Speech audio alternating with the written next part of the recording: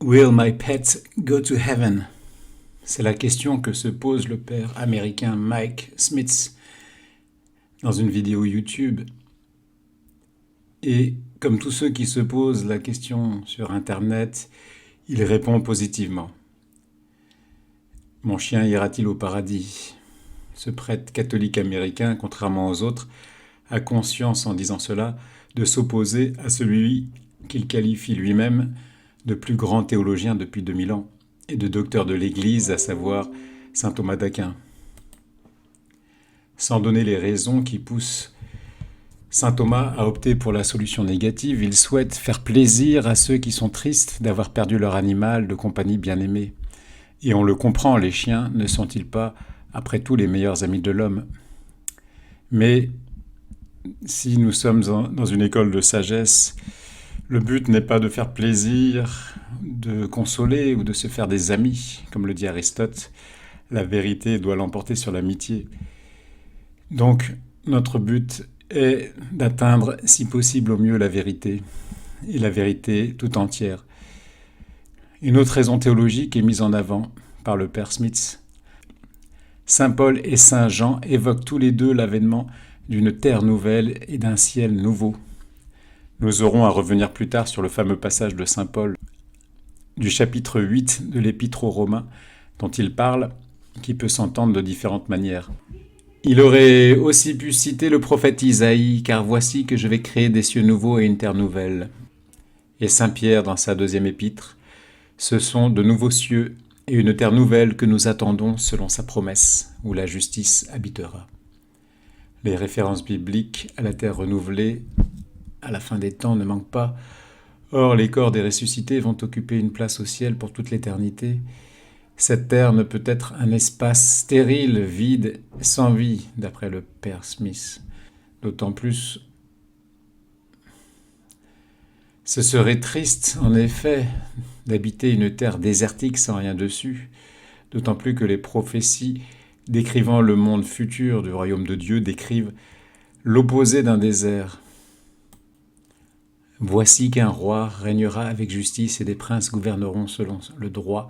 Chacun sera comme un abri contre le vent, un refuge contre l'averse. Comme des ruisseaux sur une terre aride, nous dit le prophète Isaïe. Ou que soit plein d'allégresse, désert et terre aride, que la steppe exulte et fleurisse, toujours d'Isaïe. La terre transformée en désert est signe de châtiment. Il faut donc remplir cette terre renouvelée d'animaux, de plantes, de ruisseaux. Bref, il faut qu'elle ressemble à notre chère planète, mais en mieux, sans la souffrance et la mort.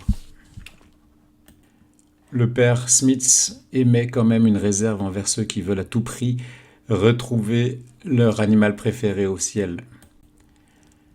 Si vous avez besoin de votre chien pour être heureux au ciel, cela tendrait à montrer qu'on ne cherche pas vraiment le royaume de Dieu en premier, et que la priorité dans les fins recherchées est inversée. Si l'on aime les créatures plus que Dieu, on n'est pas digne de lui. Préférer la créature au créateur est ce que l'on appelle le péché.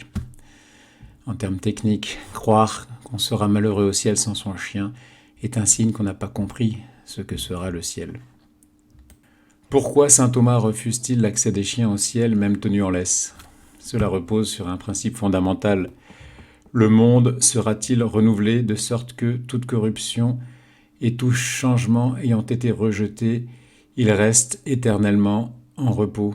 Rien ne pourra donc être ordonné à ce renouvellement sans être ordonné à l'incorruption.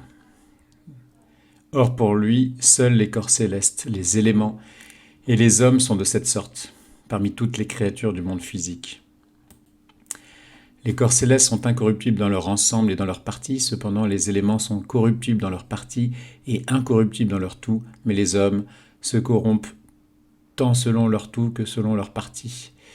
Mais cela du point de vue de la matière et non du point de vue de la forme, l'âme raisonnable qui demeure incorrompue après la corruption de l'homme.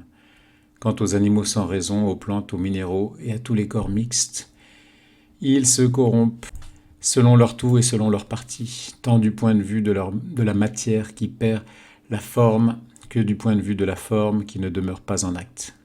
Ils ne sont donc ordonnés d'aucune manière à l'incorruption, lors de ce renouvellement. Ils ne demeureront donc pas, mais seules les choses qu'on a dites le feront.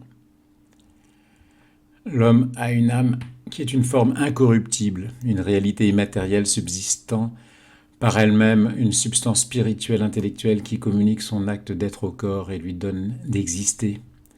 Cette partie de l'homme va permettre au tout du composé, corps et âme, d'être capable de surmonter la décomposition du composé à la mort en associant le corps à sa résurrection. Par contre, l'animal n'a qu'une âme animale, qui est une forme non substantielle, qui n'a pas d'acte d'être propre à part, mais qui n'est que la forme momentanée et singulière de tel corps donné.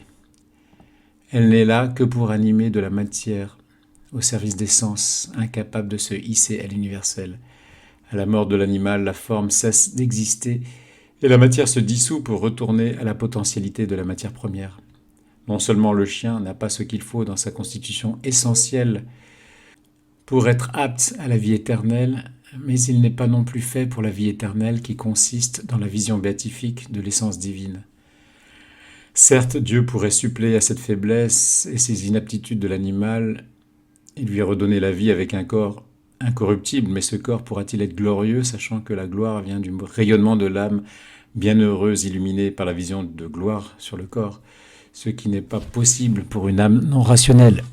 Il faut alors abandonner le principe thomiste qui pourtant a du sens, qui veut que, puisque le renouvellement du monde est réalisé à cause de l'homme, il est nécessaire qu'il soit conforme au renouvellement de l'homme.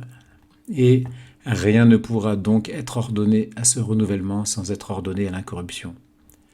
Si un animal ressuscite, il n'a pas de raison que tous les animaux ne ressuscitent pas, et toutes les plantes, et du coup tous les minéraux. Mais si tous ne demeurent pas, mais seulement certains, puisqu'il n'y a pas de raison qu'un demeure éternellement plutôt qu'un autre, il semble qu'aucun d'entre eux ne demeurera éternellement, nous dit saint Thomas. Nous sommes rendus ici à un embranchement. Il faut faire un choix entre deux options, soit aucun être naturel non ordonné au renouvellement ne ressuscite, soit tous ressuscitent, animaux, plantes et minéraux, mais aussi les corps célestes et les éléments, qui eux, selon saint Thomas, sont incorruptibles. Bref, soit tout le monde tel que nous le connaissons va être régénéré et glorifié, et nous vivrons sur une terre assez semblable à l'actuelle, soit le monde de la résurrection sera très différent, puisque seul le corps de l'homme aura la capacité d'être glorifié, et il vivra hors du temps et de l'espace connus, dans une modalité qui nous échappe. Le célèbre texte de saint Paul aux Romains que cite le père Mike Smith semble aller dans le sens de la première option. Saint Paul nous dit « Car la création en attente aspire à la révélation des fils de Dieu. Si elle fut assujettie à la vanité, donc elle l'eût voulu, mais à cause de celui qui l'y a soumise, c'est avec l'espérance d'être elle aussi libérée de la servitude de la corruption, pour entrer dans la liberté de la gloire des enfants de Dieu. Nous le savons en effet, toute la création jusqu'à ce jour gémit en travail d'enfantement. » Pris à la lettre, ce texte enseigne en effet que toutes les substances naturelles du monde physique vont bénéficier du renouvellement glorieux final et de la résurrection. Le passage, c'est avec l'espérance d'être elle aussi libérée de la servitude de la corruption pour entrer dans la liberté de la gloire des enfants de Dieu, peut faire penser que le mérite de l'homme, par la grâce sanctifiante qui va lui procurer la récompense de la vision béatifique et de la résurrection glorieuse de son corps, et qui sera comme un rejaillissement de la gloire de l'âme sur le corps qu'elle anime, va également rejaillir sur le reste des corps du monde naturel, autre que le corps humain. Le mérite de l'homme méritera aussi le renouvellement de tous les autres objets corporels. Or, ceci s'oppose au thomisme. Pour Thomas, nul ne peut mériter pour un autre que ce dont il est capable, pas plus que pour lui-même. L'homme ne peut pas mériter que les animaux soient renouvelés, pas plus que les animaux ne méritent quelque chose en servant les hommes, puisqu'il leur manque la liberté. Or, justement, à moins de dire que son discours est simplement métaphorique, et donc à ne pas prendre au pied de la lettre, saint Paul parle d'une création dotée d'intelligence et de volonté. Il parle de la création qui est en attente, qui aspire à la révélation, qui veut être libéré et veut entrer dans la liberté des enfants de Dieu. Toutes ces choses, seuls l'homme et l'ange en sont capables. le reste de la création ne peut pas atteindre une liberté puisqu'elle est privée de libre arbitre. Saint Thomas dit que les êtres inanimés et privés de raison désirent et tendent vers Dieu comme vers leur cause première, mais ils le font sans le savoir et sans vraiment atteindre Dieu. Même s'ils tendent vers lui, ils ne retournent pas vraiment à lui et ils ne lui sont pas unis au terme de ce mouvement, comme l'homme le sera dans la vision béatifique. De la même manière, dire que la création tend et aspire vers la résurrection ne signifie pas nécessairement qu'elle va effectivement atteindre et bénéficier de ce renouvellement.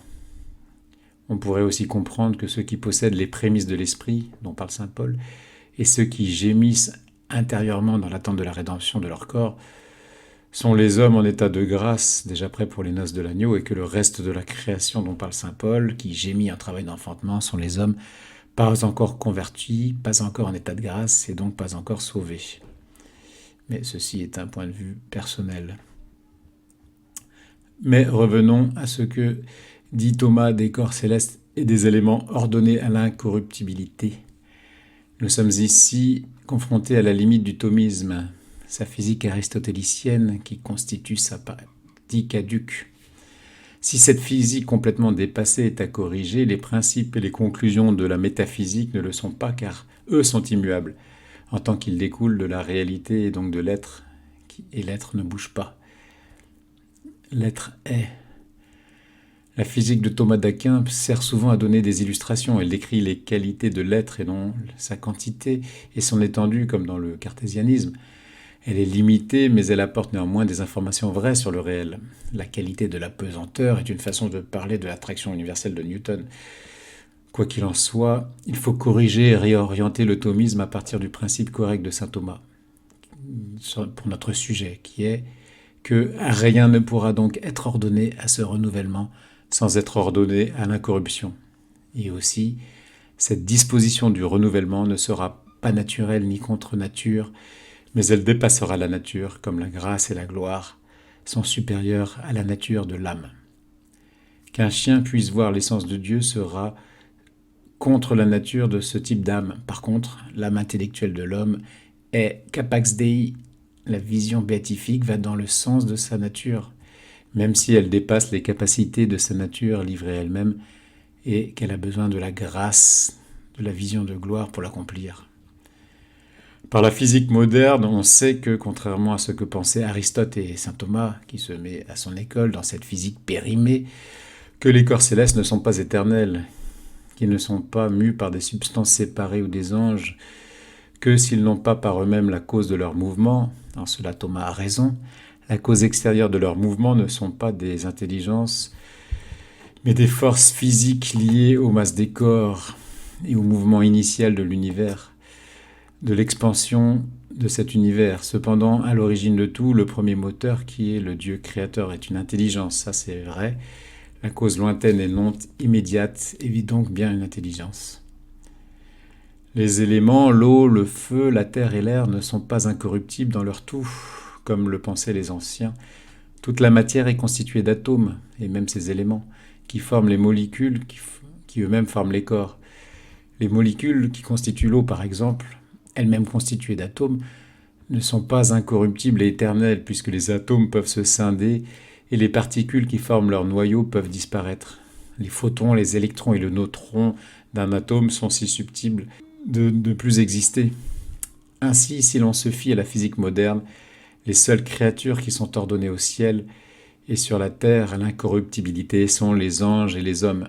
Il faut donc faire un choix, soit suivre les principes thomistes et conclure que les cieux et la terre nouvelle ne sera l'habitat que des hommes et des anges, soit abandonner Thomas et penser que Dieu restaurera la terre telle qu'elle est actuellement, mais améliorée, exemple d'incorruption, même pour toutes les créatures qui par nature ne sont pas faites pour l'incorruption.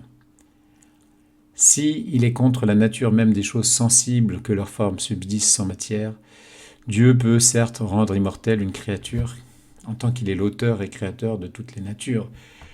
Ce qui semble pour nous contre nature ne l'est pas pour lui. Si les minéraux, les plantes et les animaux n'auraient plus aucune utilité pour l'homme auquel ils étaient ordonnés, ne pouvant pas jouir de la vision béatifique, but ultime de la création. Il n'aurait qu'un rôle purement décoratif pour l'homme, qui de son côté sera comblé par cette même vision. Le décorum de ces créatures ne représentera plus grand-chose à ses yeux, comme de la poussière sur un chemin. Pour toutes ces raisons, nous choisissons de garder les principes de saint Thomas tout en corrigeant les implications grâce aux connaissances actuelles de la physique. Et dans ce scénario-là, il faudra que je renonce à revoir les 3 chiens que j'ai eus pour l'instant dans ma vie.